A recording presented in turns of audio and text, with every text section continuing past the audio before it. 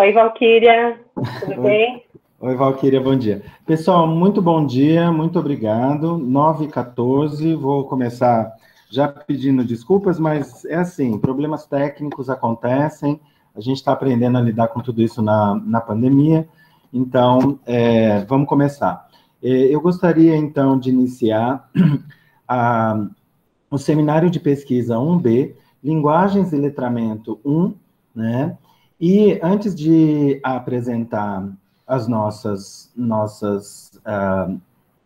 seminaristas, eu gostaria de agradecer e parabenizar imensamente a comissão organizadora, o professor Tiago Kass, que está liderando, eu estou vendo a Thaís, que está aqui, a Bianca, eu não sei se a Mila ficou para lá ou veio para cá, mas agradecer imensamente vocês por terem...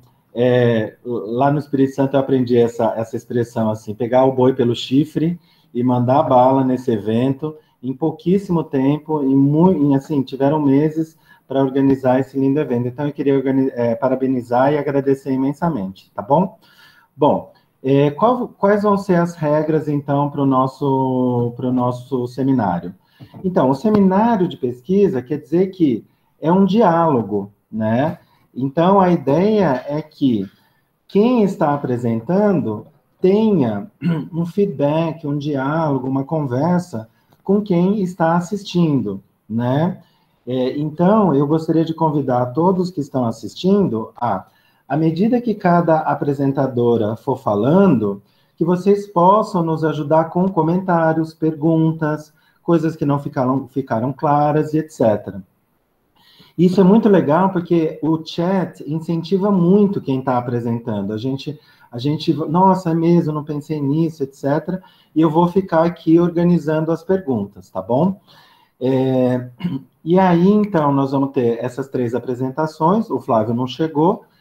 E as apresentações são de 15 minutos, né?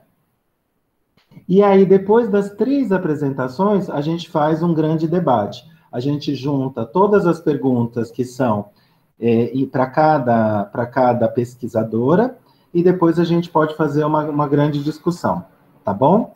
Então, eu vou apresentar aqui a ordem das nossas falas. O primeiro trabalho é da Kátia Mulik, né? E o título do trabalho é Letramentos Autocríticos no Ensino de Língua Inglesa no Ensino Médio, uma pesquisa autoetnográfica, e a Kátia é doutoranda do nosso programa. O Flávio não está aí, eu espero que ele chegue, porque se ele chegar, a gente coloca ele para o final. Deixa eu autorizar aqui, alguém chegou? A Mila chegou.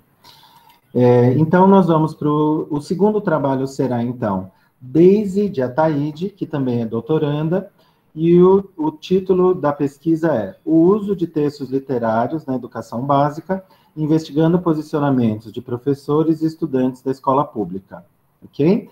E o terceiro trabalho, Thaís de Oliveira e Luísa Provedel, ambas são doutorandas, criando identidades narrativas queer and Mrs. Dalloway, entre o dito e o não dito.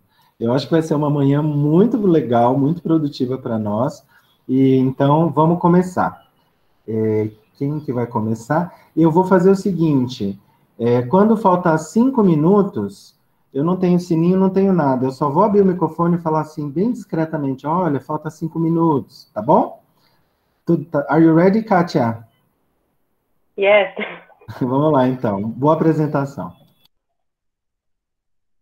Eu vou pedir para quem não está apresentando, se puder fechar o microfone e fechar a câmera. Diz que fica mais leve, diz que fica, não sei.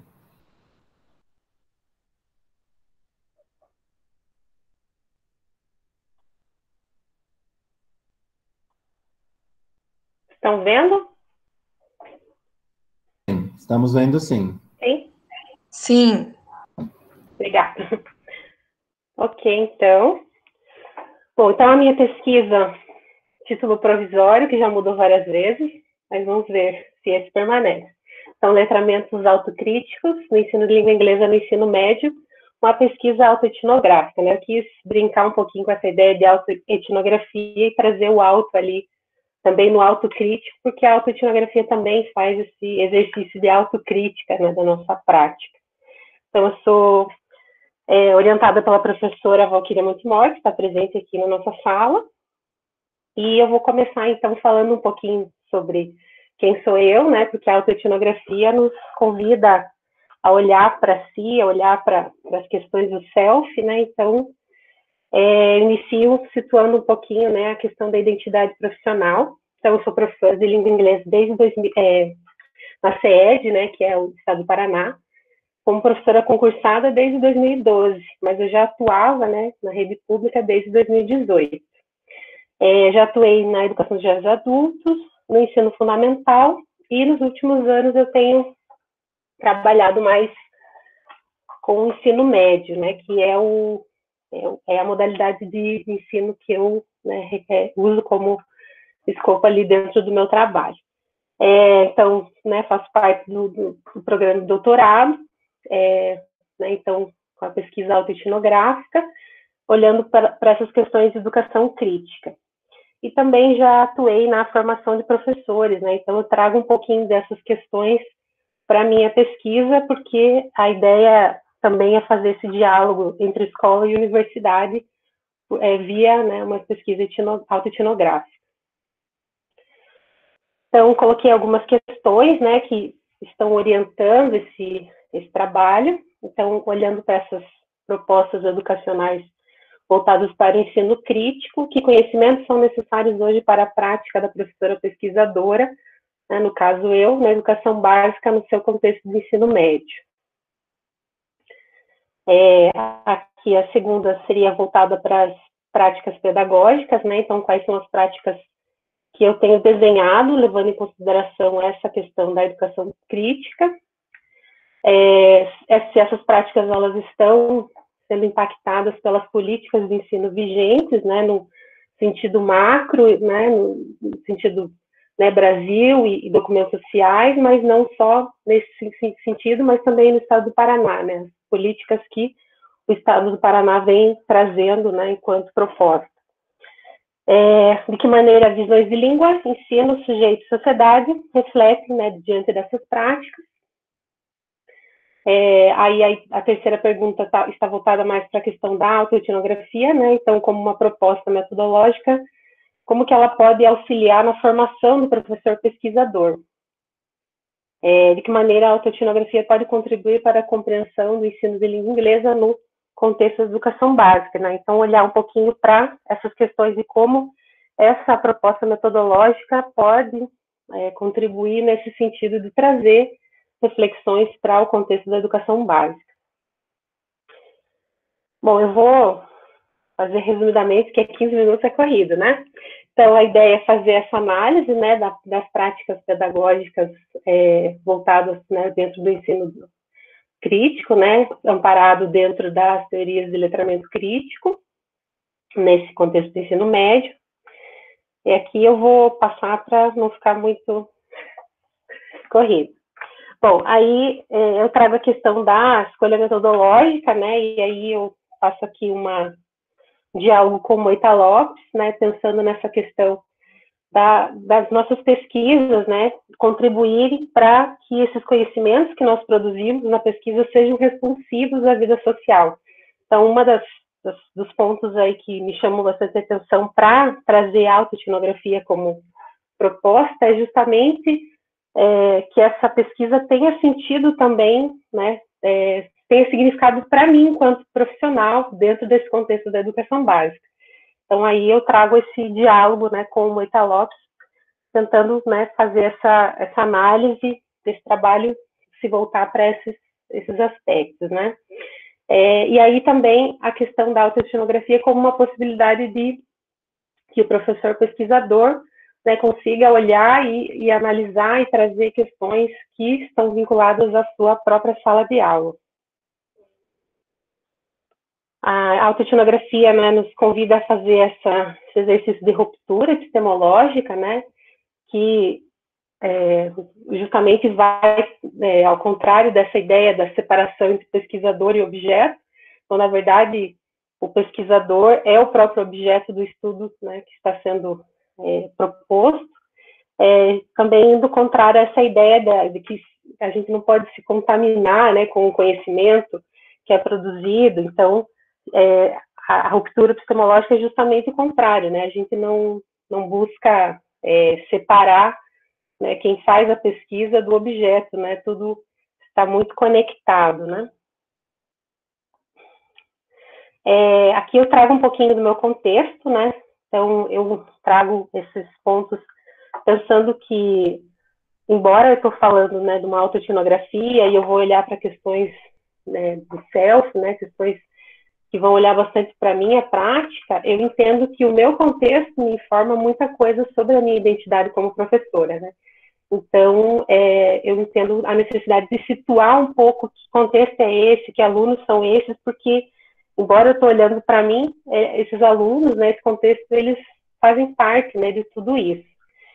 Então, a escola que eu trabalho é uma escola de ensino, uma escola pública, né, eu me volto para o ensino médio, e é um ponto interessante também que é a escola que eu estudei, né, então, existe uma trajetória aí bastante significativa, né, de olhar também para essa escola em específico. Ela é uma escola localizada a 60 quilômetros da capital, né, Curitiba.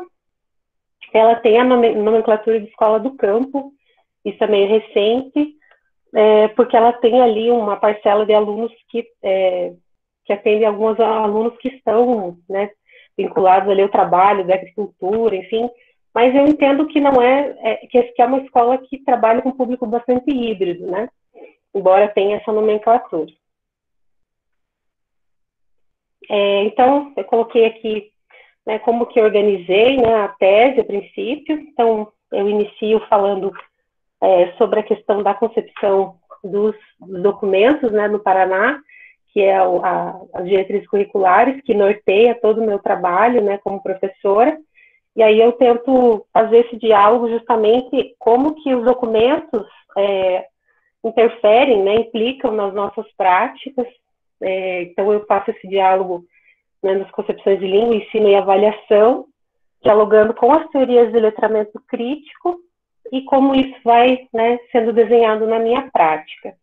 E aí também falo sobre essas questões das políticas de ensino, né? Por exemplo, a gente tem uma prova, que é uma prova Paraná, né? Que ela é uma prova que é aplicada para os alunos. Então, como que esse tipo de política impacta nas propostas, né, voltadas para o ensino crítico? Aí no segundo capítulo eu vou trazer, então, sobre as racionalidades, né? Então, sobre as epistemologias, a questão da racionalidade moderna e pós-modernidade, as epistemologias digitais, os letramentos e como que né, todas essas teorias estão sendo desenhadas ali nas propostas que eu venho desenvolvendo. E aí, no terceiro capítulo, eu trago, então, embora nos outros eu também faça esse diálogo com as práticas, mas aí eu procuro focar mais em trazer várias narrativas, né, das minhas práticas e como que, né, esses desafios que eu venho enfrentando, né, os desconfortos pedagógicos, os conflitos, as afetividades, e não só isso, né, mas também as alegrias, né, que eu encontro, né, em ser professora. Eu escolhi alguns pequenos trechos aqui para mostrar, né, dessas narrativas, esses exemplos dessas práticas para a gente conversar, vamos ver se dá tempo. Então, eu trago aqui um recorte, né, é um diário, né, que na minha pesquisa, então, eu trago alguns trechos que foram elaborados em forma de diário, que refletem, então, algumas práticas, né, de sala de aula. E aí eu trago esse daqui que eu acho que foi bastante interessante, a reflexão, né, que a gente pode ter a partir dele, né. Então, vou contextualizar, né, eu estava fazendo, então, uma aula trabalhando com o gênero meme, fiz algumas atividades, e aí, então, eu vou com os alunos no laboratório de informática, e aí eu peço para eles pesquisarem memes, que eles acharam, né, que eles se interessavam, que achavam engraçado. E aí, eu vou conduzindo toda aquela atividade, e aí, num dado momento, um aluno me pergunta assim: ei, professora, mas eu não estou entendendo sobre quem que é para pesquisar. Quem é esse tal de meme? E daí eu e alguns alunos, nós rimos, né? E a princípio a situação parece bastante engraçada, né? Mas aí, depois disso, eu fico pensando, né? Nossa, mas olha o que eu estou fazendo, né? E aí, o que eu vejo ali, né? Que, da minha parte, né? Eu estava esquecendo das subjetividades, né? Eu simplesmente olho para esse conhecimento do aluno como uma coisa dada, né? Não procuro saber se ele sabe, né, conhecia o que é um meme, eu não busco considerar isso, né? E às vezes a gente comete esses deslizes, né, de não olhar para quem é o nosso aluno, né, para quem é esse sujeito que a gente está trabalhando, né?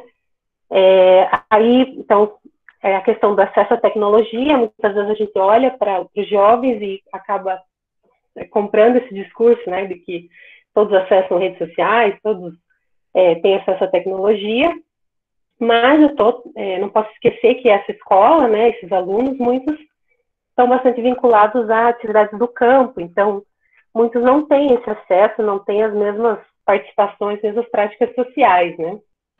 5 minutinhos, tá, Dir? Ok, vamos tentar. Tá, aí eu trago uma outra atividade que eu fiz, então, era né, só para contextualizar, então, uma atividade que era vinculada à produção de linhas do tempo, claro que tem toda uma sequência anterior a isso, mas a produção textual dos alunos era uma linha do tempo, né, uma personal timeline. E quando eu faço essa atividade, aí eu considero eu como um pouco inocente, ingênua, né, de fazer uma proposta dessa. Quando eu vou fazer a leitura, né, das produções, os alunos trazem coisas como experiências com uso de drogas, rompimento com relações familiares, gravidez na adolescência, tentativas de suicídio, e eles trazem isso para mim de uma forma muito natural, né? E aí, à medida que eu vou fazendo essas leituras, eu percebo que vai, né, gerando esse sentimento de angústia, né? E aí eu me coloco, né, nesses questionamentos. Como que eu poderia ser tão ingênua, né, fazer uma proposta dessas? Deveria ter pensado em outra atividade? Ou ainda, como que eu poderia contribuir para amenizar o sentimento de dor e angústia daqueles estudantes, né? Porque eles estão, de certa forma, fazendo um desabafo através daquela atividade, né? E aí eu percebo, né, dos perigos, né, da gente tentar aproximar questões da vida com o ensino, né, ensino de línguas, né? E aí eu me apoio, então, em Todd, né, que fala que a gente precisa ouvir as histórias, né? E essas histórias de sofrimento, elas podem ser difíceis, dolorosas e traumáticas, né? No entanto, se não ouvirmos ou testemunharmos essas histórias, então nos tornamos incapazes de responder e de assumir uma posição de responsabilidade. Então, quando a gente quando a gente busca, né, esse trabalho de ensino crítico e traz questões voltadas à vida, né, aos sentidos que os alunos vão construindo, né, a gente precisa saber que a gente precisa ter essa consciência que a gente está assumindo alguns riscos, né, e aí eu vejo essa atividade como um risco aí que eu acabei assumindo, né.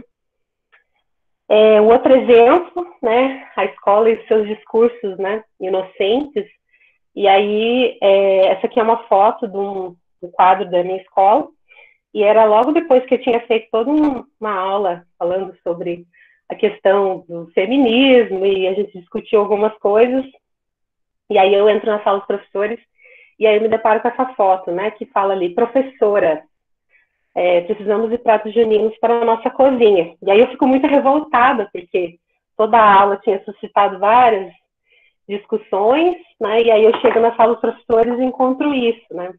E os meus colegas não entendem muito o que eu estou criticando, né, a minha revolta, né, mas às vezes a gente vê essas inconsistências, né, você fala uma coisa na sala, e aí a escola circula com outros, né, circula outros discursos.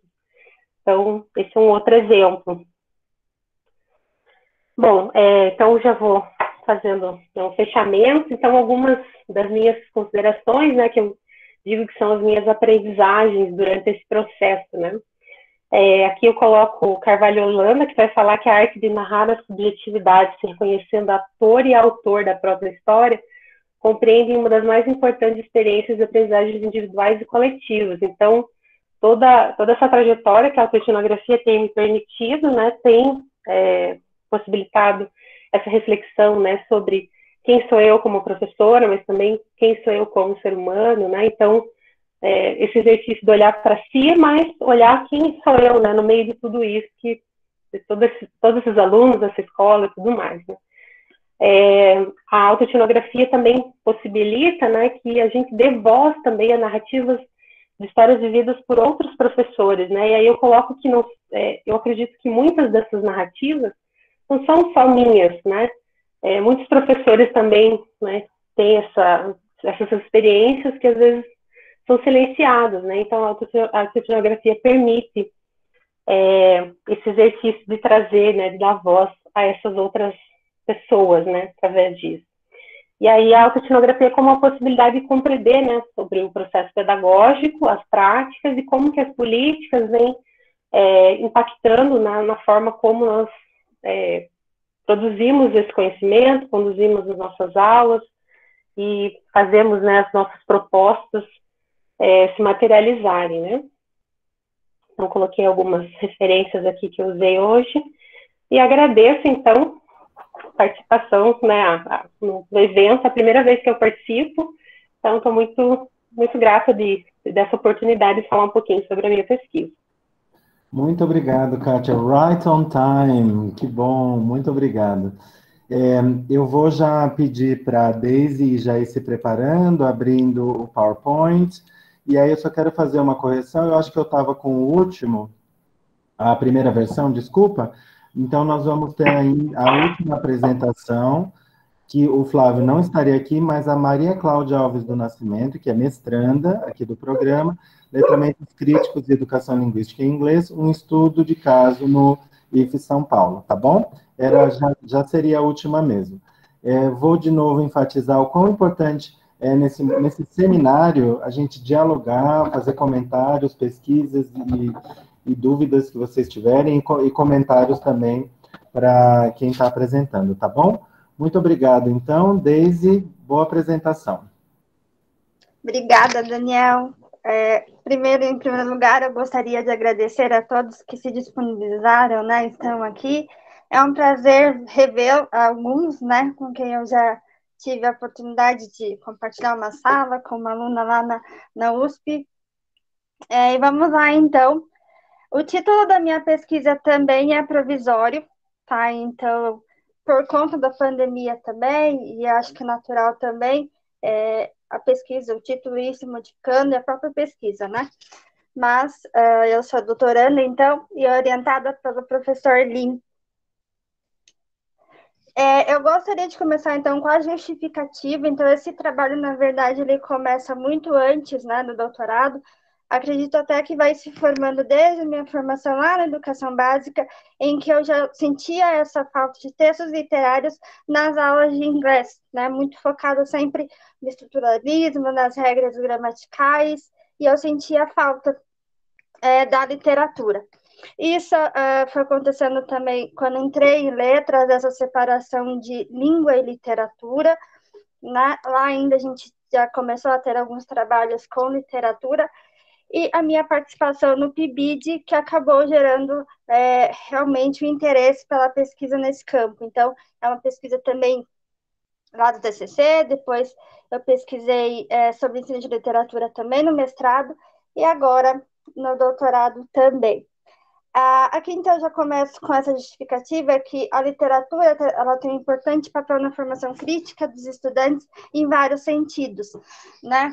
Porque eu posso até sintetizar com Faz Viver do Cândido, porque é o mesmo momento que permite que a gente tenha essa fruição estética, que é a experimentação de vários sentimentos, de confusões, de conflitos, né?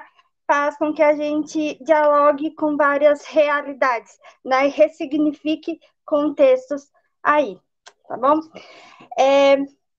Aqui também aponto das minhas pesquisas anteriores, até nessa lendo também, que muitos professores eles desejam realizar atividades voltadas para a literatura, mas há muitos fatores que desafiam esse trabalho, né? E um deles é o empobrecimento que a Zilberman e a Rose aborda lá no trabalho delas, né? Então, empobrecimento em relação à falta de material mesmo, à falta de uma cultura leitora. Aqui é claro que elas mencionam mais o ensino em língua materna, né? Mas eu acabo pegando algumas questões, né, que elas apontam desse empobrecimento também na questão da língua inglesa, né? Em vista disso, né, desse empobrecimento, dessa falta de material, da própria estrutura da escola, a literatura acaba não sendo, né, prioridade na disciplina de língua inglesa, né? Então, muitos até também, professores de inglês mesmo, apontam essa vontade, né, um desejo de trabalhar com a literatura, mas nunca tempo, é difícil às vezes encontrar material, né, para tornar esse trabalho possível, né? E aqui eu vejo que muitos desses fatores vêm da própria concepção de literatura, né? Então, nós temos essa necessidade em desconstruir alguns conceitos relacionados ao ensino de literatura, a literatura mesmo. Então, aqui o meu objetivo geral então, é analisar o ensino de literatura nas aulas de inglês no decorrer da educação básica da rede estadual do ensino paranaense. Então, eu ainda me centro mais em Curitiba, né? Então, tenho que mudar ali. A partir do diálogo entre a fundamentação teórica, que abarca o ensino de literatura, e aqui ensino de literatura, eu tenho que pensar também no próprio ensino de língua, na filosofia da educação, que também está tudo ligado. Em comparação com as narrativas apresentadas por docentes de língua inglesa. Meus objetivos específicos, então, é observar como os docentes de inglês entendem o uso de textos literários no processo de ensino-aprendizagem em língua inglesa. Segundo, então, analisar concepções de língua, leitura e literatura apresentada pelos participantes de pesquisa. Ainda não tive a oportunidade de conversar com os professores, tantos professores, até comecei, né, já apliquei alguns questionários, mas ainda não vou trazer nessa apresentação, terei mais epogeles, se Deus quiser, para apresentar mais dados. Refletir acerca da seleção de textos literários para as aulas de língua inglesa e analisar como a canonicidade interfere na construção de significação. Aí aqui, na organização da minha tese, então, eu dividi lá em 3 sessões. A primeira delas é a canonicidade, são todas elas interligadas, interpretação e interculturalidade. Indo para cada uma delas agora. Na sessão de canonicidade, então, o meu objetivo é discutir como o cânone tem sido concebido e as suas influências nas escolhas que vêm sendo feitas em relação à educação linguística em inglês.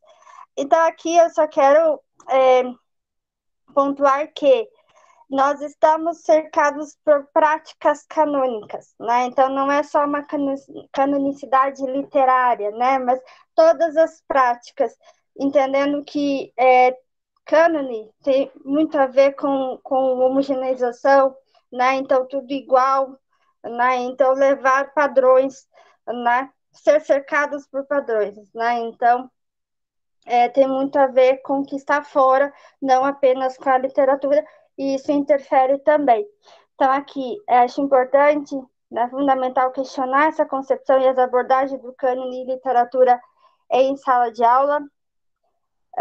Aqui, eu também utilizo nas linhas abissais na literatura, do Boaventura de Souza Santos. Ele não fala de literatura, né, mas essas linhas também podem ser vistas no ensino de literatura, né? Porque nós também lidamos o tempo todo com essas linhas visíveis e invisíveis, né? Em que a visibilidade representa essa gramática normativa, leituras utilitárias, considerando aqui que quando nós usamos literatura nas aulas de inglês, há esse privilégio, né, por estrutura.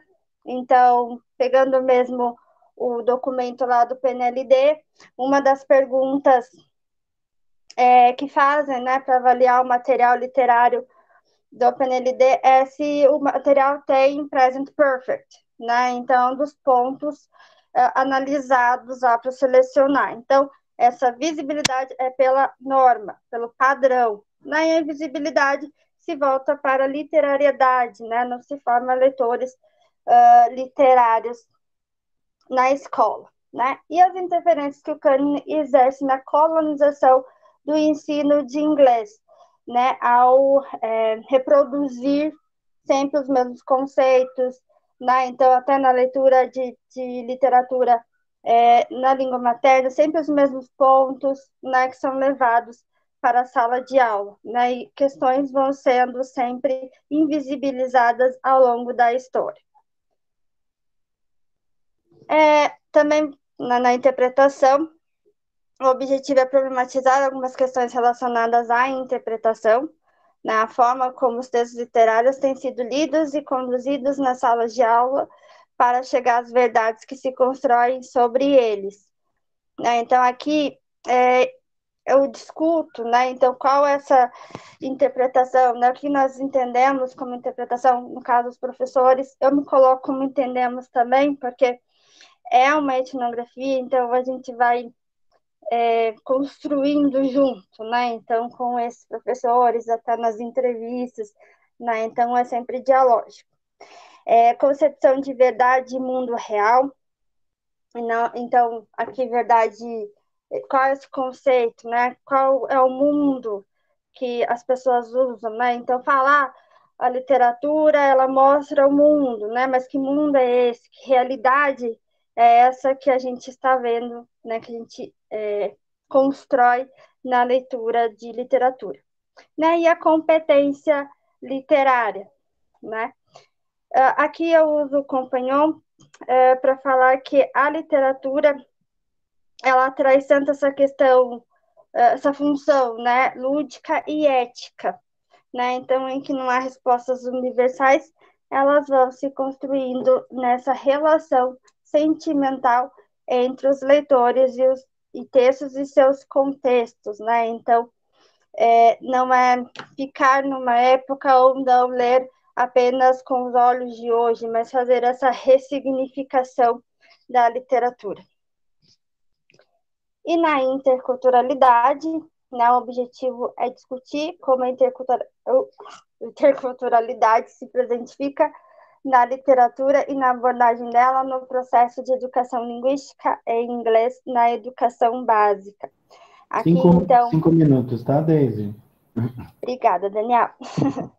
Aqui eu pego novamente o conceito lá de Souza Santos, de tradução cultural, né, que as culturas se movimentam no contato com outras e ao lermos podemos conversar com as semelhanças e diferenças existentes entre elas. Né? Então, aqui a literatura como membro, né? Como membro de uma cultura, né? Então, a literatura também, ela traz, né? Ela forma, né? Uma leitura daquela realidade. Então, essa forma de dialogar, né? Com a literatura, a gente dialoga com outras culturas e com a nossa própria cultura, né? Pensando sempre sem fronteiras, né? Então, essa conexão. A observação do outro na leitura literária e na própria literatura, né? Que vem também da tradução, e a ruptura com os valores culturais homogêneos na interação com os textos literários. Né? Então, aqui eu trago uma citação do Said, lá do Imperialismo, Cultura e Imperialismo. Longe de serem algo unitário, monolítico ou autônomo, as culturas, na verdade, mais adotam elementos estrangeiros, alteridades e diferenças do que os excluem conscientemente. Né? Então, aqui há uma vontade de exclusão pelo cânone, né? Então, o cânone acaba operando muitas vezes nessa marginalização, né? Mas, na verdade, ele vê o trabalho com a literatura, as culturas, elas estão interconectadas, mesmo que muitos, né, não aceitem. Aí, aqui é a minha fundamentação teórica. Aqui eu trago Todorov para dizer porque ele fala então da literatura em perigo, né? Então alguns perigos enfrentados pela literatura, né? Então afastamento do texto como discurso sobre o mundo ao privilegiar a estrutura. Então aqui é uma crítica que ele faz que na escola dão prioridade a essa estrutura, né? Então, saber quem fez tal coisa, o que aconteceu, mas não a significação nessa busca, na leitura. Aí tem o Vátimo, que se opõe à universalização e homogeneidade, né? Então ele se apropria lá do Gottesdad, do Nietzsche, para questionar isso, né? Porque essas verdades únicas, né? E a necessidade, né, de quebrarmos alguns conceitos também e considerarmos que as verdades elas nascem no diálogo, né? Não estão prontas. A crise na literatura, do Han lá de 2017, porque ele aborda esse desaparecimento do outro nas relações humanas e uma relação narcisística, né? Porque a gente procura todo o tempo o conhecido, mas o amor é o encontro com o outro e a diferença. Então, a leitura literária é isso também, né? Estar pronto para o desconhecido, né? E se preparar para esse imprevisível, né? Que acaba sendo afetado por esse excesso do mesmo barulho, né? Então, dessa vontade de controle que nós queremos ter muitas vezes sobre as coisas. Aqui, então, são algumas referências que eu utilizo, né? E é isso, até terminei antes, Daniel. Obrigado, obrigado, Deise, muito obrigado, parabéns. Eu vou, então, enquanto a...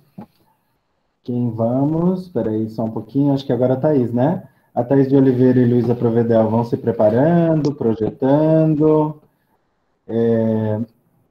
Parabenizar a Deise e também dizer que estamos aí aguardando comentários, perguntas, dúvidas, ok? E aí, vamos então para a próxima.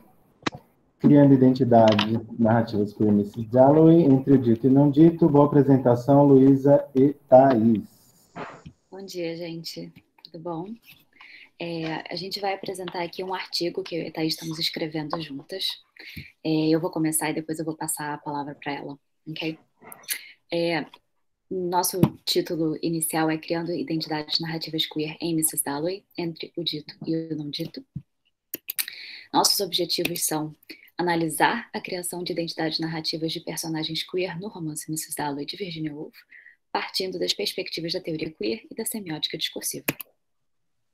Pretendemos também explorar que estratégias no âmbito da escrita usou Woolf para escapar da censura, a qual poderia ter sido submetida, vamos falar um pouquinho aqui da censura, e explorar as modalidades veredictórias e como elas podem elucidar estratégias enunciativas. Okay? Então, vou começar fazendo um contexto histórico muito rápido. Eu imagino que a maioria das pessoas aqui tem uma familiaridade com o romance. O Mrs. Dalloway foi publicado em 1925, é o quarto romance da Virginia Woolf, que ela publica com 43 anos. A gente segue a história de um dia na vida de Clarissa Dalloway e de Septimus Smith, que são personagens que ocupam partes da sociedade inglesa do começo do século XX diferente. Clarissa Dalloway, que é uma dona de casa da classe média alta, que está planejando uma festa, e Septimus Smith, que voltou recentemente da Primeira Guerra Mundial. Um pouco do contexto histórico sobre a censura, né? A Inglaterra tem uma longa história de homofobia institucionalizada. No reino do Henrique VIII, em 1533, eles passam pela primeira vez o Act for the Punishment of the Vice of Buggery, que pune com a punição de morte a sodomia. Incidentemente, esse ato só é revertido nos anos 60, tá? E no século XIX, em 1857, eles passam também o Obscene Publications Act, que é uma lei cujo objetivo é principalmente regrar a literatura. Então, entrar dentro da literatura e proibir que nela existisse qualquer coisa que se considerasse obsceno. A própria lei não define o que é obsceno. Isso fica aberto para a interpretação dos legisladores. E essa lei, essas duas leis vão causar bastante censura. Aqui eu trouxe só dois exemplos. O primeiro é o o julgamento do Oscar Wilde e do Alfred Douglas, que dentro do qual foram usados poemas como evidência, né? Então a literatura sendo usada como evidência de crime. E o outro é o julgamento do livro da Radcliffe Hall, que foi condenado por obscenidade, por retratar o amor de duas mulheres, e foi queimado. E aí, aqui só para falar um pouquinho do contexto da Virginia Woolf, quando ela escreve Mrs. Dalloway, ela já conheceu a Vita Sackville-West, com quem ela teve um longo relacionamento de mais de 10 anos, e dentro do Bloomsbury Circle, sabemos que se falava de uma forma muito mais aberta sobre sexualidade do que, digamos, a sociedade média da Inglaterra no começo do século XX. Então, que quadro que eu estou tentando desenhar para vocês, né? A Virginia Woolf como uma escritora profundamente compromissada com escrever a verdade, né? Ela fala aqui, eu trouxe só um pequeno extrato de uma carta que ela escreveu para Vita Sackville-West em 1926, falando que para ela a frase mais bonita é uma frase que contém a maior quantidade de verdade. Então ela é uma escritora profundamente compromissada com o exercício da verdade na literatura. E ela se encontra, nós diríamos aqui, com um problema ao escrever Mrs. Dalloway, problema que vai se repetir depois com Orlando e com outras obras dela. Como falar sobre o indizível? Como falar sobre o proibido, né? E concomitantemente também como criar identidades queer. Aí aqui eu vou trazer rapidinho só a noção do Foucault na história da sexualidade, em que ele fala que é no século XVIII e XIX que se cria a noção a junção dos nossos atos sexuais com a nossa identidade, né? Então não tem mais essa diferença de eu sou uma pessoa e eu fiz um ato sexual, mas isso não tem nada a ver com a minha identidade. Então, segundo Foucault, no século XVIII e XIX, começa a haver uma junção, inclusive muito pela produção dos discursos da medicina e da psiquiatria com relação às identidades sexuais. E nós queremos dizer aqui no artigo que há também a necessidade de criar um contradiscurso, um discurso que venha dessas pessoas, desses indivíduos, que possam criar as suas próprias identidades, sem que elas sejam apenas criadas pelas instituições que medicalizam e criminalizam essas identidades. Então há uma necessidade de criar essas identidades, uma necessidade de falar a verdade, mas num ambiente em que proíbe essa ação. Então, como que Virginia Woolf vai fazer? Eu e Thaís vamos aqui tentar trazer a teoria de que ela performa isso, colocando essas identidades entre o dito e o não dito no seu romance. Então, ela usa artifícios como o fluxo de consciência, monólogos internos, flashes de memória, para revelar e ocultar a sexualidade desviante das personagens principais. Aliás, eu queria fazer um parênteses. A apresentação da Daisy me fez pensar bastante sobre como a gente ensina esse romance, né? E eu não sei vocês, queria depois até fazer uma pequena enquete. Eu acho que a gente nunca ensina esse romance falando sobre esses dois personagens principais como personagens queer, como personagens gays ou como personagens bissexuais. Eu acho interessante a gente observar essas práticas de apagamento no nosso ensino também, né? Então, vou falar só rapidamente como isso se dá, por exemplo, na experiência da personagem Clarissa Dalloway. A gente sabe, não porque Clarissa conta para ninguém, mas porque a gente, como leitor, entra dentro da cabeça dela. A gente sabe que o momento mais incrível da vida dela foi quando a Sally beijou ela nos lábios. Então, a gente sabe isso porque a gente está dentro da cabeça dela, isso não é em nenhum momento dito para nenhum personagem, nem de uma forma mais aberta. E a gente sabe também que ela confessa que sentia, seus sentimentos com relação a Sally eram sentimentos de um homem, né? Como os homens se sentem. Então, aqui é um momento interessante para falar também sobre a intersecção entre sexualidade e expressão de gênero, que a gente não vai ter tempo de fazer aqui, mas que podemos fazer depois. Septima Smith é um caso um pouco diferente, o que talvez tenha a ver com o fato da homossexualidade masculina ser realmente crime, né? A homossexualidade feminina nunca foi explicitamente criminalizada na Inglaterra. Então, não temos nenhuma confirmação explícita da homossexualidade do Septimus. Sabemos que ele é obcecado por esse amigo que se chama Evans, e que esse amigo não demonstrava nenhum interesse por mulheres. Sabemos que o Septimus e o Evans brincavam juntos, rolavam no chão que nem dois cachorros, precisavam estar sempre juntos, partilhavam tudo um com o outro, brigavam, discutiam. Enfim, é uma descrição de um casal, mas que em um momento nos é dito explicitamente de que eles são um casal, né? Sabemos também que o Septimus evita relações sexuais com a esposa. No entanto, todas essas características são, de certa maneira, escondidas atrás do transtorno pós-traumático que ele tem de estar voltando da guerra. Então, tudo que ele fala, a obsessão com o Evans, a dificuldade de ter relações sexuais com a esposa, poderia ser explicado pelo transtorno pós-traumático, o que a gente diria aqui que é uma estratégia, né? A estratégia do mostrar e do não mostrar. Eu estou dizendo, mas eu também não estou dizendo. É que eu vou trazer rapidamente a Judith Butler no Problemas de Gênero, e uma coisa que ela fala que eu acho muito interessante sobre a coerência da identidade. Então, Butler, para além de trazer o conceito de performatividade de gênero, ela também questiona a própria ideia de identidade que nós, como sociedade ocidental, temos. Então, ela fala que a nossa ideia de identidade é de que as identidades são idênticas a si mesmas, persistentes ao longo do tempo, unificadas e internamente coerentes. E aí eu estou trazendo isso aqui por quê? Porque ao nos contar essa história, Virginia Woolf coloca essa história, ela se passa num dia só, né? Tudo que a gente sabe da história dos personagens são de flashbacks ou de memórias.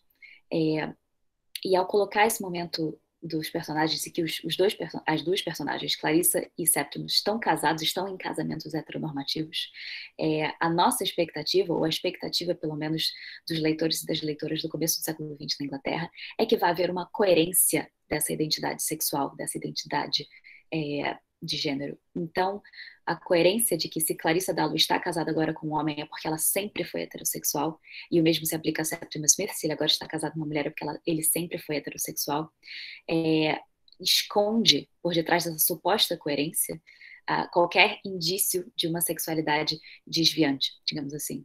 Sem falar no apagamento das identidades bissexuais. Né? Então, se o personagem tem um casamento heteronormativo, quer dizer que ele é heterossexual.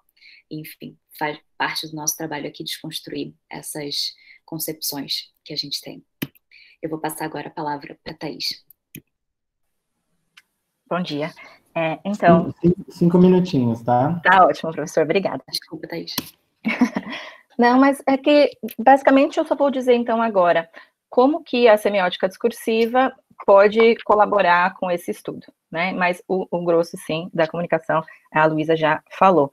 Então, a gente tem noções como enunciado e enunciação, que são bastante úteis aí para mostrar como que esse segredo funciona em 2 níveis diferentes para essas 2 personagens que a gente está descrevendo, né? Então, no caso da Clarissa, o leitor fica sabendo, né? Então, não é um segredo no nível da enunciação, porque o leitor fica sabendo, embora não seja contado pela narradora, né? Mas através do fluxo de consciência dessas memórias da personagem que a gente tem acesso a isso, mas, de toda forma, o enunciatário tem acesso a essa informação. Já no caso do Septimus, é um segredo, inclusive, no nível da enunciação, ou seja, nem mesmo o leitor tem essas informações de forma concreta. Pode passar, Luísa, por favor. Então, a gente, como que a gente pode fazer sentido disso se a gente não tem as informações concretas? Bom, ao longo do romance, além dos exemplos que a Luísa já deu, a gente tem também vários momentos em que a gente é mostrado para a gente como a relação de Septimus com sua esposa é uma relação diferente, né?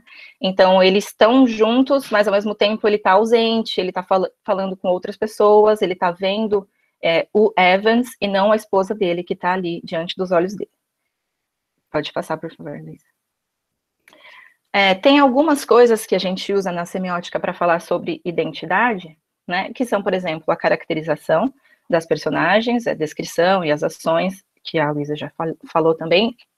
Outras coisas que a gente usaria, axiologização, ou seja, o conjunto de valores, e as modalidades, que seriam, digamos assim, os pré-requisitos para a ação. mas que a gente também pode falar sobre o ser dessas personagens, e não só sobre o fazer dessas personagens, a partir das modalidades, ou seja, modalidades são os verbos querer, dever, poder e saber. Como que essas personagens se caracterizam com relação a isso, né? Então, nesse caso, a gente tem os valores da sociedade, que impõem diversos deveres, mas que esses deveres não convergem com os quereres das personagens em questão. E aí, eu tenho esses exemplos aqui de como essas modalidades divergem, e vocês veem que elas sempre são unidas por adversativas, né? Ou seja, são relações de concessão, são relações concessivas entre as modalidades impostas pela sociedade, os valores da sociedade e os valores das personagens, não estão convergendo, ou seja, elas devem se casar, mas não querem.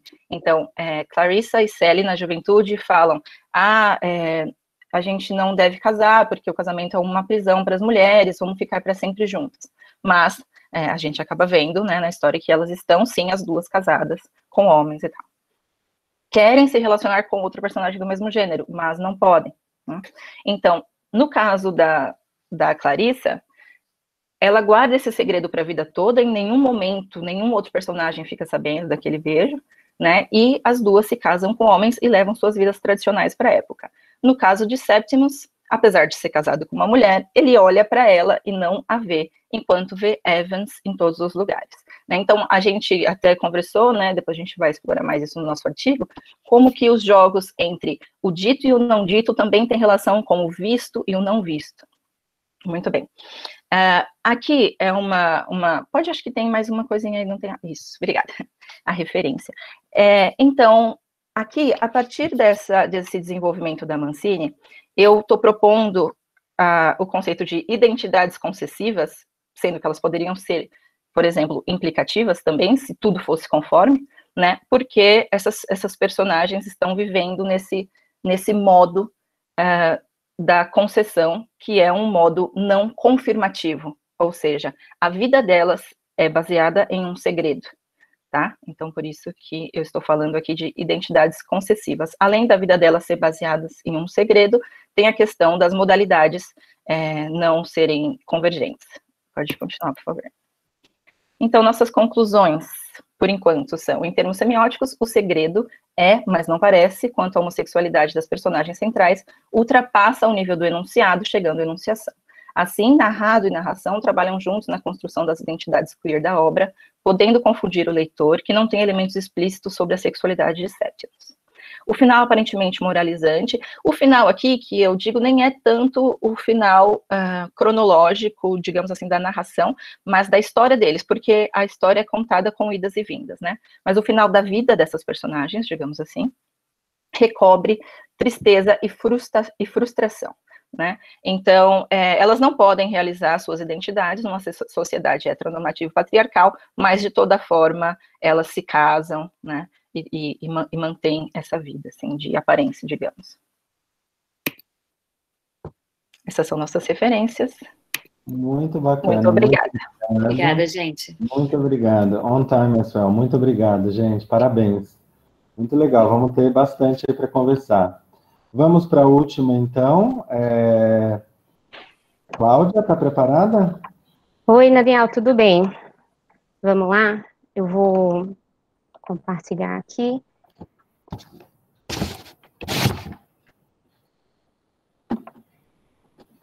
Vamos lá. A hora que você disser que está pronta, vamos. Tá bom. Vocês conseguem ver, então, a minha apresentação? Sim, tá tudo certo. Então, vamos lá. O meu trabalho, ele se chama Letramento Crítico, né? Primeiro, desculpa, né? Quero agradecer o contexto, né? A oportunidade de estar compartilhando com vocês a minha pesquisa. Então, a pesquisa se chama Letramento Crítico, Educação Linguística, em inglês. É um estudo de caso no Instituto Federal de São Paulo. Eu sou Maria Cláudia e sou orientanda de Daniel Ferraz. Então, vou começar pela contextualização, né, da instituição em si. Então, é muito natural que em educação a gente tenda, né, existem muitos casos de professores que colocam a sua instituição como objeto de pesquisa, né, e de investigação. E acontece a mesma coisa comigo. Aqui eu tenho alguns logos do que foi a evolução institucional do Instituto Federal, né? Então, desde a Escola Técnica Federal, passando por Cefet e chegaram ao que é hoje o Instituto Federal. Então, eu vou contextualizar um pouco. A gente sabe que desde o século XIX a gente sempre teve escolas técnicas, né, de formação técnica para o trabalho, mas em 1909 instituiu-se a Escola de Artífices, uma por cada unidade federativa, né, cada estado, e nessa época a formação era totalmente técnica, né, então não existia o ensino médio, as matérias do ensino médio.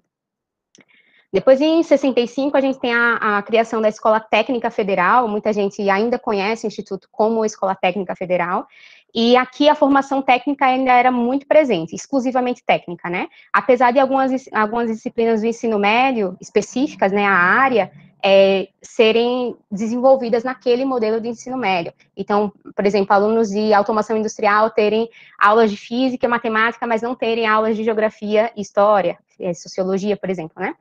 Depois, em 98, tem a reforma, né, a criação do Centro Federal de Educação Tecnológica, e aí a gente tem uma mudança de paradigma, né, de compreensão das matérias técnicas, né, e aí esse tecnológico, né, sai de técnico para tecnológico, porque a gente entende que existe um desdobramento dessa tecnologia. Existe dentro do Instituto, uma compreensão de que é importante que ensinemos ao aluno mais do que apertar o parafuso, ou seja, mais do que a função técnica, mais de treinamento, mas que ele consiga compreender por trás a dinâmica de mercado, quais os interesses que estão por trás de cada empresa e etc, né? E aqui a gente tem a separação total do ensino médio e o ensino técnico, ou seja, o aluno fazia o ensino médio e depois fazia o ensino técnico. Em 2008, a gente tem a criação do Instituto Federal de Educação, Ciência e Tecnologia, e, de novo, essa expansão ainda maior da compreensão de ensino técnico, né? E aqui abarcando a ciência e tecnologia. E, por exemplo, a gente tem aí a inserção de cursos superiores também das áreas de humanas, né? Então, letras, geografia. E, se tratando de ensino médio, a gente tem, de novo, uma reaproximação do ensino médio com todas as matérias do ensino médio, né? O ensino médio global. Aqui eu descrevo também essa linha, né, essa timeline, porque eu participei dessa construção por meio da minha família e por meio de mim mesma, ou seja, eu tive um tio, Antônio, que estudou na Escola Técnica Federal, fez um curso de edificações, eu mesma estudei no ensino médio, no Cefet, e depois ingressei como docente em 2012 já no Instituto Federal. Tudo isso em Pernambuco, depois em 2014 eu vim para o Instituto Federal de São Paulo.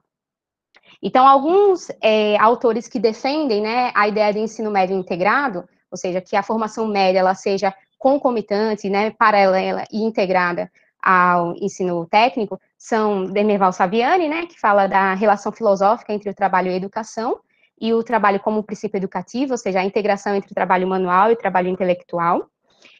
Marise Ramos fala da integração de currículos, ou seja, que não existe a hierarquia entre disciplinas da área técnica e da área da formação geral, que normalmente acontece na prática, que muita gente acha que português e matemática devem ser instrumentos das áreas técnicas, por exemplo, né, das disciplinas técnicas.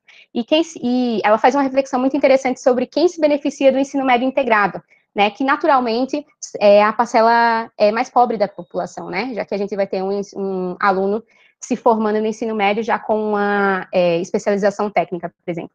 E depois o Paulo Nozella fala da crítica à politecnia, polivalência, ele fala que esses termos, eles não são semanticamente bem aproveitados, e quanto a tecnologia é um termo que está em moda, muita gente usa, mas nem sempre compreende, né, o todo da questão.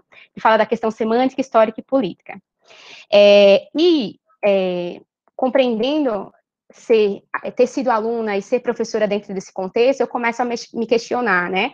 Então, eu sou professora de inglês nessa instituição, mas aí, professor de inglês ensina o quê, então? Né? E o que eu faço com os meus alunos desnivelados, né? Ou seja, aqueles alunos que só tiveram acesso ao inglês na escola pública, no ensino fundamental, e aqueles alunos que tiveram condições e privilégio de frequentar, por exemplo, um centro de idiomas, né? O que eu faço com esse conhecimento prévio do aluno, né? E depois, e acho que uma questão fulcral, assim, né? Se eu ensino inglês, eu compactuo, então, com o projeto moderno neoliberal, né? Isso é uma verdade já posta, né? E alguns conceitos que me ajudaram nessa reflexão e têm me ajudado durante a minha pesquisa são o de educação linguística e dos letramentos críticos, né? Então, eu vou começar aqui citando o Moran, que, né, me foi apresentada por um texto de Daniel, né, de Daniel Ferraz, que ele fala assim: a bem dizer, a palavra ensino não me basta, mas a palavra educação comporta um excesso e uma carência. A sua proposta defende que a missão desse ensino é transmitir não o mero saber, mas uma cultura que permita compreender nossa condição e nos ajude a viver e que favoreça, ao mesmo tempo, um modo de pensar aberto e livre. Né? Então, o uso da palavra, do vocábulo, aprendi com Daniel que ele transporta também uma imagem e uma ideologia. Quando eu falo ensino-aprendizagem de língua inglesa, naturalmente eu estou pensando num professor que sabe de tudo, ele ensina, e um aluno que não sabe de nada e precisa ser ensinado, né? E também, quando eu penso no termo educação, ele naturalmente é um termo que tem as suas dificuldades, mas ainda assim é um termo mais apropriado. Essa ideia de professor que ensina, o aluno que aprende, também me foi apresentada por Clarissa Jordão e Limário Menezes de Souza, por meio do personagem professor Jacotô, da obra de Rancière, né? Então, uma outra citação que eu trago é da Valquíria Montemor. Ela fala: o que justifica o aprendizado de língua estrangeira no ensino básico é a oportunidade de compreender como é que o outro, o estrangeiro, se comunica e como constrói significados no cotidiano. Compreender que a diversidade cultural e comunicativa é uma realidade e como o professor e o estudante podem construir essa comunicação dialogando juntos, né? E aqui eu expando, né, a compreensão que eu tive também, não só o outro, o estrangeiro, aquele que fala outra língua, mas dentro da minha sala de aula, como é que o meu aluno e como é que o aluno, o estudante, junto com outro estudante, como colegas, podem compreender que cada um constrói o significado a partir de suas vivências e de um modo diferente, né? Então, o estrangeiro não é mais só aquele que está em outro país, mas o estrangeiro também é aquele que está ao meu lado, né? E os letramentos críticos, né? Retomar aqui que os letramentos críticos, eles nascem dentro de uma discussão maior, que é dos multiletramentos, né, e sobretudo com a preocupação com os analfabetos funcionais, né, então aquele aluno, estudante que naturalmente aprende a ler, é alfabetizado, mas não consegue depreender, né, compreender totalmente o que o texto pode trazer, né. Os letramentos críticos, eles vão beber da fonte da pedagogia crítica de Paulo Freire, do pós-estruturalismo e da teoria crítica social. E aqui eu trago uma citação de Looking for Body. Eles falam: práticas de letramento crítico incluem uma consciência de como, por que e segundo os interesses de quem textos em particular podem funcionar, né? Ensinar letramento crítico, assim, encoraja o desenvolvimento de posições e práticas de leitura alternativas para questionar e criticar textos e suas formações sociais e as funções sociais afiliadas, ou seja, tem muito mais no texto do que aquilo que está escrito, né? Eu trago agora alguns autores brasileiros, né, o Limário Menezes de Souza, quando ele fala: ler criticamente implica, então, em desempenhar pelo menos 2 atos simultâneos e inseparáveis, ou seja, primeiro perceber não apenas como é que o autor produziu determinados significados, que têm origem em seu contexto e seu pertencimento sócio-histórico, mas, ao mesmo tempo, perceber como é que, enquanto leitores, a nossa percepção desses significados e de seu contexto sócio-histórico está inseparável de nosso próprio contexto sócio-histórico e os significados que dele adquirimos, ou seja, os 2 movimentos são importantes, né? Não só aquele que escreve, mas aquele que lê também está produzindo significado no momento da recepção, né? E Clarissa Jordão continua, né? Fala: a noção de realidade como uma construção subjetiva, localizada, dada pelos sujeitos e pelos contextos que a produzem, né? Em outras palavras, os sujeitos conhecem interpretações da realidade, interpretações construídas a partir de um discurso comprometido com determinados sistemas de pensamento, ou seja, a gente não, a partir das nossas vivências e porque somos diferentes e porque temos experiências diferentes, a gente é capaz de construir significado de forma diversa, né? E por isso que é importante o contato e o diálogo cotidiano. E daí, a partir dessas reflexões, e continuo, né, porque continuo as minhas leituras e a minha pesquisa. 5 minutinhos, tá, Cláudia? Tá. Então, algumas das minhas questões, elas vêm sendo, aos poucos, respondidas, né? Então, o professor de inglês ensina o quê? Ensina estrutura, sim, mas também ensina cultura, ensina história, ensina tudo aquilo que é comum à prática social, né? Depois, o que eu faço com meus alunos desvelados? Então, eu aproveito tudo aquilo que eles podem me dar, né? tudo aquilo que eu conheço, que eles conhecem e que nós vamos aprendendo juntos, né? E se eu ensino inglês, compactuo com o projeto moderno neoliberal? Não necessariamente, né? Não sou professora de inglês para advogar pelos Estados Unidos ou por uma cultura eurocêntrica, mas relembrar que também é uma língua de dominação, como o professor Adriano falou um pouco na abertura, né? Mas que são línguas de dominação, mas que também tem uma história não só nas nossas Américas, mas também em África, em Ásia, né? E a minha metodologia, já encaminhando para o final, é uma pesquisa qualitativa. A gente vai trabalhar com a etnografia da prática escolar, mas também por causa da adaptação para o ensino remoto na Covid-19, né, na pandemia, a gente vai trabalhar com a etnografia virtual, e a coleta de dados vai ser feita por observação, a entrevista não só com os estudantes, mas também com as suas famílias, com também outros professores de língua estrangeira do próprio campus, e a análise documental vai ser feita por meio de documentos que regem, né, as ações do Instituto, tanto diretamente quanto indiretamente. Aqui eu queria finalizar a minha fala com a citação de Paulo Freire, que eu acho que são reflexões dele que permeiam, né, muitos dos nossos estudos. Ele fala: a leitura do mundo precede a leitura da palavra. Daí que a posterior leitura desta não pode prescindir da continuidade da leitura daquele. A palavra que eu digo sai do mundo que eu estou lendo, mas a palavra que sai do mundo que eu estou lendo vai além dele. Se for capaz de escrever a minha palavra, estarei, de certa forma, transformando o mundo. O ato de ler o mundo implica uma leitura dentro e fora de mim, implica a relação que eu tenho com esse mundo. Então, queria finalizar falando sobre a importância da relação da universidade pública com a escola pública, né? A gente teve trabalhos já, né, de Deise e de Kátia falando sobre a educação básica. É importante que a universidade abra os olhos para a escola pública, né? Porque é a base da educação no Brasil, e eu acredito que o contexto do Instituto Federal é um contexto em que o tecnicismo ele vem dando, né, ao longo da história, a abertura para a liberdade de cátedra do docente, e eu acho que é um local privilegiado para fazer esse tipo de intervenção. Aqui a minha bibliografia, e o meu agradecimento e o meu contato. Obrigada, gente. Obrigado, Cláudia. Muito obrigado, parabéns. Bom, eu acho que você pode parar de apresentar. Vamos conferir se está todo mundo me ouvindo. E vamos lá. Ganhamos alguns minutinhos aí da comissão, porque tivemos um problema técnico de 15 minutos e tivemos que trocar de sala. Eu vou começar, então, agradecendo. Eu queria fazer alguns agradecimentos. O primeiro, em especial para o professor Adriano Fanjul, e o professor Tiago, né, como eu já agradeci, mas pela fala tão breve, mas tão importante e necessária que ele fez sobre o nosso programa.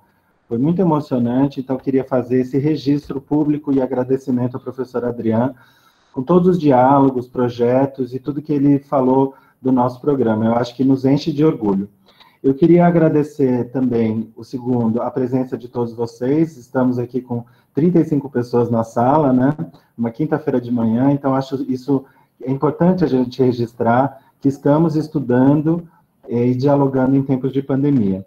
E eu queria parabenizar todas as seminaristas, principalmente pelo tempo. Eu fico desesperado quando, enfim, acontece alguma coisa que não dá certo, porque aí o próximo não consegue falar e a gente tem que encerrar e não dá tempo de conversar. E, além do conteúdo, eu gostaria de parabenizar todas mesmo, sem exceção, tá bom? Eu vou, então, fazer rapidamente os comentários do chat, vou resumindo, claro, e aí depois a gente pode abrir para o debate. A gente pode seguir a ordem das apresentações ou a gente pode... Cada uma de vocês pode abrir o microfone para responder, tá bom? Vamos lá, então. Sobre a Kátia Mulek, o Renato Razino falou, esse tipo de pesquisa e reflexão crítica em si mesmo parece trazer muita proposta filosófica da BNCC. A Janaína chamou a atenção ao professoras do quadro verde, né? Porque professoras com A maiúsculo, mulheres, não é isso? E a Valquíria entrou num diálogo com o Renato. Oi, Renato, de certa forma, sim. No entanto, a BNCC não explica os conceitos. Faz com que ela sirva a qualquer agenda, mais para a crítica ou mais para a neoliberal, né? E a Cecília colocou, Kátia, eu acho muito interessante a pesquisa autoetnográfica e a entendo como um ato de coragem do pesquisador a partir de sua subjetividade e de seu objeto de pesquisa, né? Então, esses foram os comentários, Kátia vai pensando. A minha pergunta para você seria, a autoetnografia, ela tem esse impacto, a gente tem percebido esse impacto muito positivo, quando a pessoa lê. Eu falo isso para os meus orientandos, falo, nossa, pode fazer isso? Pode, né?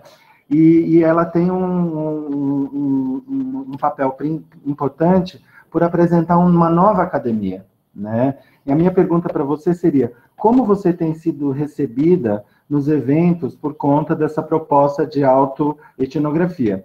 Porque é claro que aqui a gente está dentro do nosso programa, a gente defende o nosso programa, né, que é único, junto com o Federal de Santa Catarina, nós somos únicos no que a gente faz. Quer dizer, saindo da nossa bolha, o que você tem percebido? Para a Daisy, nós tivemos o comentário do Renato, algo me fez pensar, foi na proposta, na minha professora de inglês, que afirmava não saber inglês, tá, Daisy? Então, complementando aí a sua fala. E a minha pergunta para você, Daisy, é justamente essa questão do cânone. Quando você falou de canonicidade, né, quais categorias você tem utilizado na sua pesquisa?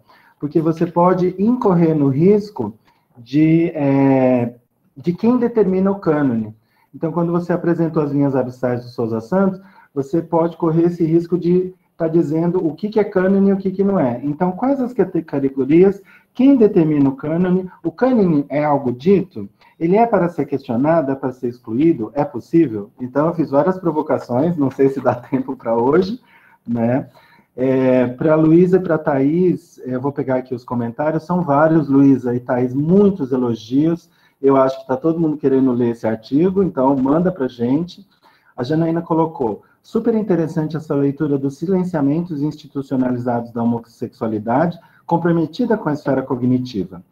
A professora Elizabeth, que é a nossa coordenadora aqui do programa, obrigado, Beth, por estar conosco. Luísa, parece-me anacronismo falar Clarice está casada e não é casada, entre aspas. Mesmo que um casamento se rompesse, não se usava estar casado, até bem recentemente em português. Então, para vocês comentarem. Muito bom, interessantíssimo. O Renato colocou. Eu acho que a fala da Luísa e da Thaís mostrou bem como uma leitura estruturalista pode ajudar a corroborar hipóteses analíticas e trazer à luz estratégias de escrita, revelar intencionalidades. Acho que dialoga bem com a fala da Daisy, pensando em estruturalismo puro, sem um objetivo claro ou crítico, como algo negativo. E a Janaína complementou. Também achei bem dialógico nesse sentido, Renato. Muitos parabéns, né? E aqui a minha pergunta para vocês é o seguinte, eu vejo no trabalho de vocês uma questão importantíssima hoje em dia, principalmente em tempos de pandemia, que é o encontro literatura, linguística, educação e sociedade. É visível para mim isso, e o quanto que em tempos de pandemia, para aqueles que podem ler um pouquinho mais, né, a gente percebe que tem muita gente lendo mais, uma sensibilização, elas trazem essa sensibilização para algo que às vezes a gente nem tinha prestado atenção e nem leria, né, essas entrelinhas que vocês estão trazendo. A minha pergunta seria, para quem vocês estão escrevendo esse artigo? Quem vocês imaginam que vão ler e quem vocês gostariam que lessem esse artigo, né, por conta que nós estamos no Brasil de 2020, em que temos que deixar de ser um país de maricas, não é isso? E para a Cláudia, eu sou suspeito, porque sou orientador, eu só queria dizer que você esqueceu de dizer que está no comecinho da pesquisa, né? E que a gente escolheu fazer esse passeio teórico. E eu acho, Cláudia, da sua pesquisa, é muito importante você trazer a questão dos institutos federais e você também está preocupada com essa perspectiva histórica, né? Então, a minha pergunta para você seria, o que são, hoje em dia, os institutos federais, para além das questões do técnico-tecnológico, como você vem apontando, e como tudo isso, e como você vê essas transformações também tendo uma influência e um impacto na sua pesquisa. Gente, muito obrigado pelas apresentações. Olha, vocês estão de parabéns. Fico muito honrado de poder ter escutado as pesquisas de vocês, tá bom? Vou deixar vocês falarem agora.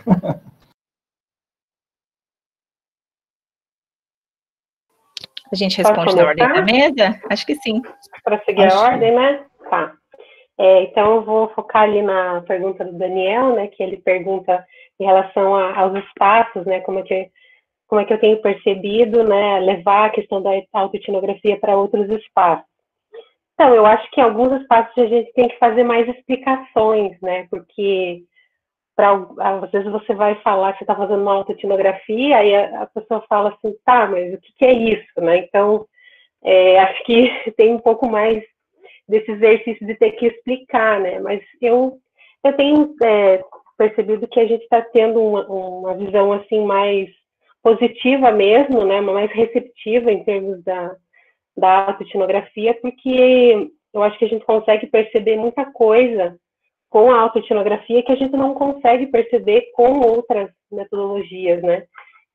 Principalmente, eu trago isso, né, na minha pesquisa, porque eu coloco que eu sou, de certa forma, privilegiada por estar sempre dialogando com a universidade e com a escola pública, né? Então, quando eu me coloco nessa proposta, eu me vejo nesse privilégio de poder fazer esse diálogo que é tão importante para a gente produzir conhecimentos que sejam significativos mesmo para a educação básica, né? Para diminuir esse distanciamento, né, que a gente tem percebido da universidade, que é tão criticado, né, da universidade sendo a Torre de Marfim, né? E os meus colegas de trabalho ainda trazem muito essa ideia. Então, acho que a autoetnografia contribui bastante nesse sentido, né, de encurtar, né, essas distâncias entre esses dois espaços. Kátia, desculpa, posso acrescentar uma pergunta para ela? Claro que pode, claro, Luísa. Primeiro, muito obrigada por tudo que você falou, achei a sua pesquisa super interessante, super importante.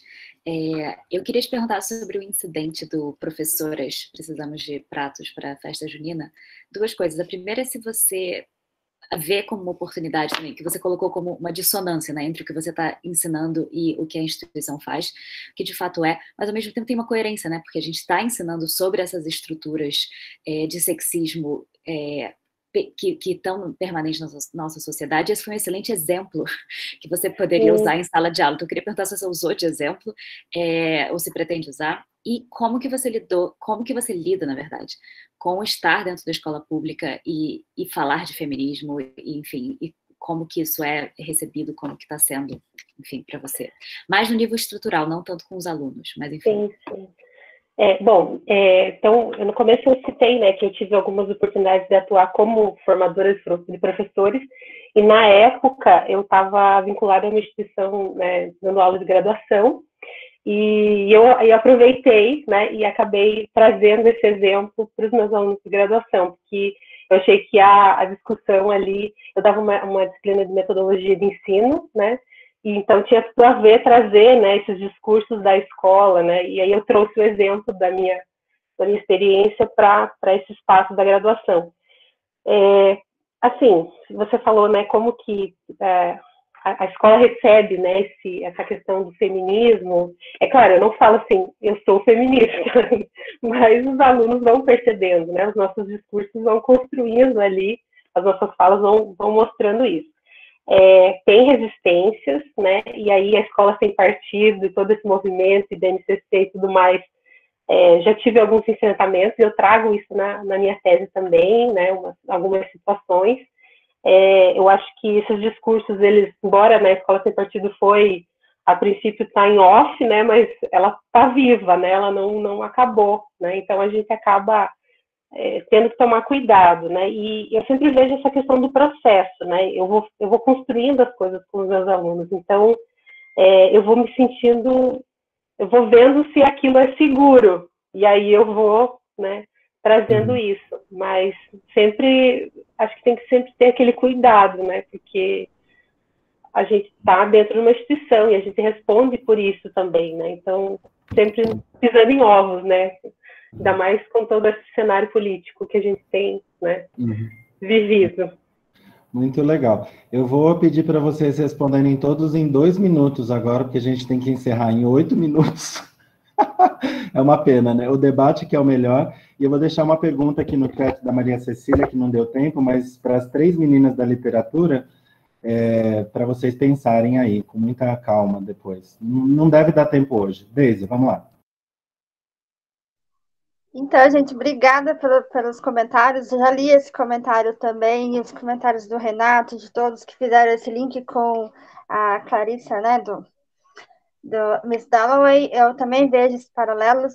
Respondendo à questão do Daniel, a questão do cânone, vou trabalhar assim com essas várias construções do cânone. O cânone enquanto uma hierarquização, então a vontade de responder aos anseios de alguém, mas essa necessidade de reformular essa visão, porque para mim não é interessante tirar da sala de aula, não é discutir que o cânone seja retirado, né? Que não haja essa leitura, esse encontro com o cânone, mas que a gente consiga perceber as vozes que estão sendo apagadas nesse cânone, né, nesses textos que são levados para a sala de aula. Então, eu trabalho com essas duas vertentes, o cânone homogêneo, né, essa reprodução do mesmo, que apaga várias identidades, como a gente viu também na apresentação das meninas, mas essa emergente necessidade de ver de outra forma. Por isso que eu uso as linhas abissais do Souza Santos, né?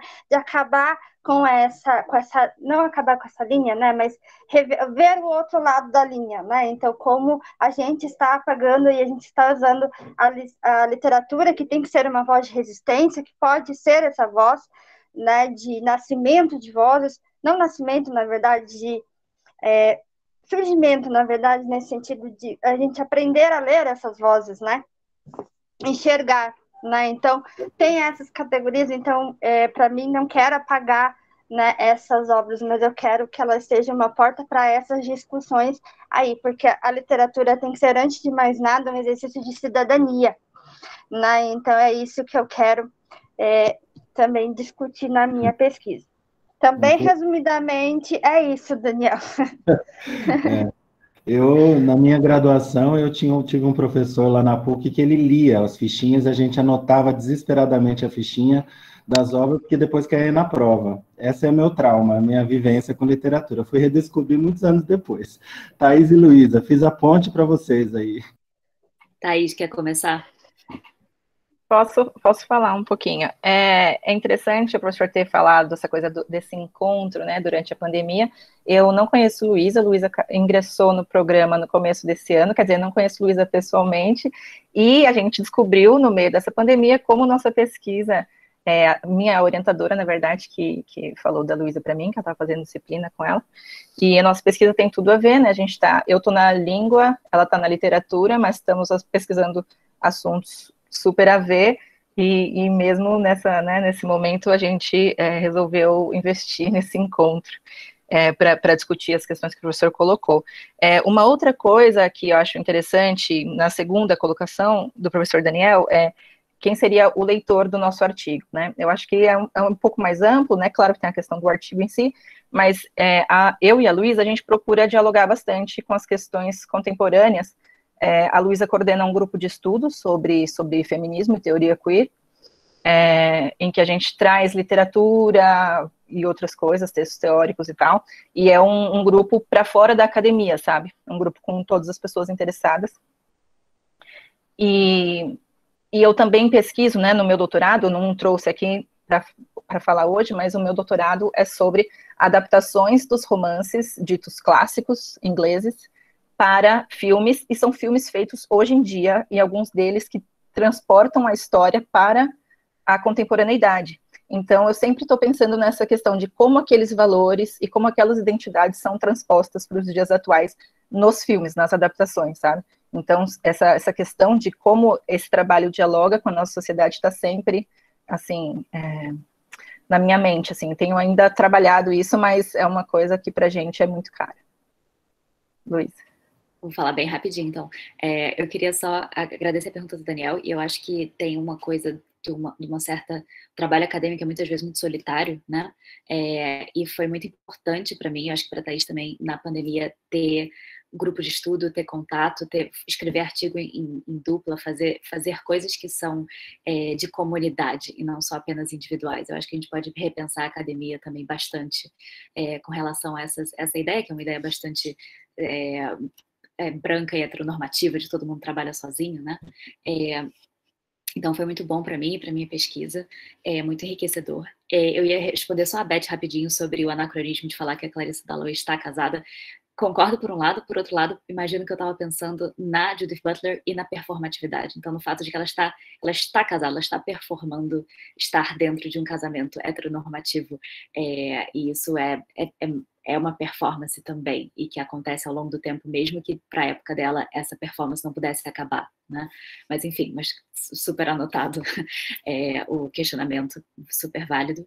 E eu ia só responder sobre a Maria Cecília muito, muito rápido, que falou sobre juntar a literatura. Eu não, nesse momento não sou professora, mas eu sempre, já fui professora há muitos anos, vejo que a literatura nos traz uma oportunidade, como já falou a Kátia, como já falou a Daisy, de reflexão e de educação social também, mas a gente precisa permitir isso. A literatura não vai fazer isso sozinha, né? A gente tem que pensar não só que cânone que a gente ensina, mas como que a gente ensina esse cânone, e isso acho que se traduz para a universidade e para a escola, né? E pode ser muito poderoso se a gente permitir que seja.